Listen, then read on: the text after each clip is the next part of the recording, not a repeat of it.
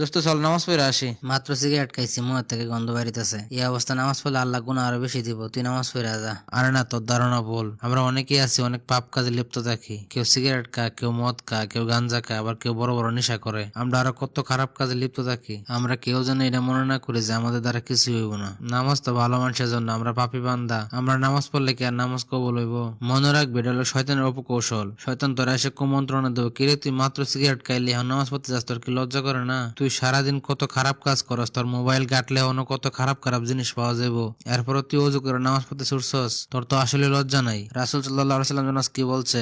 বলছে তোমরা খারাপ কাজ করার পরে তোমরা ভালো কাজ করো, তাহলে এই ভালো কাজটা দিয়ে খারাপ কাজটা মুছে ফেলা হবে। আসলে আমাদের ইমান দুর্বল, আমরা শয়তানের পাল্লায় পড়ছি, আমাদের মনটা ভারী হয়ে গেছে। এখনই আমাদের প্রতিজ্ঞা করার সময়। আমরা বলবো শয়তান আমাদেরকে একবার হারাইছে, তাদের কি হইছে? আমরা শয়তানরে 3 বার হারামু। 3 বার হারাইবে কেমন করে জানোস? মনে কর যদি প্রথমে ভালো করে ওযু করা শুরু করবি, সুন্দর করে ওযুটা শেষ করবি, তাহলে মনে করবে যে শয়তান একবার হাইরা যাবে তোর কাছে। তারপরে মসজিদ যায় আগে 2 রাকাত নামাজ পড়বি। 2 রাকাত নামাজ পড়লে আল্লাহ তার সব গুনাহ মাফ করে দিব। আর তখনই শয়তান দ্বিতীয়বার হাইরা যাইব। তারপরে পরে নামাজ পড়ে বাসায় আসলি, আসে তুই কোরআন শরীফ পড়লি, তখন শয়তান আবার হারবো তোর কাছে। তার মানে কি তুই তার 3 বার হারাইলি। এর পরের বার যদি শয়তান তোর খারাপ কাজ করা, তখন সে বারবার চিন্তা করবো এরাতে তো খারাপ কাজ করানো যাবো না, একটা খারাপ কাজ করে 3টা ভালো কাজ করে। তারপরে দেখবি একসময় শয়তান তোর কাছ থেকে দূরে সরে যাবো। একটা কথা মনে রাখবে, যারা পাপ কাজ করে তারা যদি আল্লাহর কাছে ক্ষমা না হয় তাহলে কারা ক্ষমা চাইবো? আল্লাহ যদি কালে নিষ্পাপদেরকে ভালোবাসো, তাহলে কি আল্লাহ ফেরেশতা তৈরি করার পরে মানুষ তৈরি করতো? একটা বার একটু সময় নিয়ে চিন্তা করে দেখতো, আমরা আল্লাহর সামনে যে কত পাপ কাজ করতেছি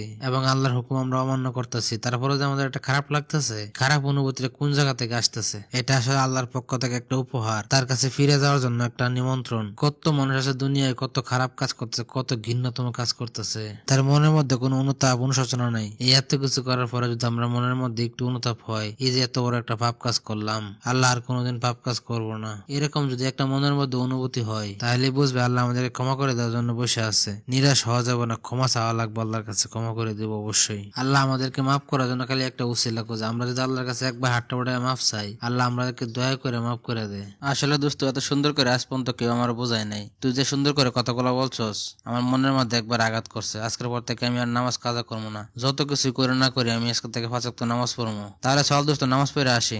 এতদিন আমি শয়তানের পাল্লায় পড়ছিলাম, আসলেই শয়তান চায় না আমি কোনো মতন ভালো হই। আজকের পর থেকে শয়তানের পাল্লায় পড়বো না। আজকের পর থেকে আমি শয়তানকে কঠিন শিক্ষা দিমু। দোস্ত আল্লাহ তার কবুল করুক, আল্লাহ তার সঠিক বুঝ দান করুক, আমিন। প্রিয় দর্শক, ভিডিওটা কেমন আছে আশা করি অবশ্যই কমেন্ট বক্সে কমেন্টস করে জানাবেন। ভিডিওটা যদি ভালো লাগে থাকে অবশ্যই একটা লাইক কমেন্ট শেয়ার করে দেবেন। ধন্যবাদ সবাইকে।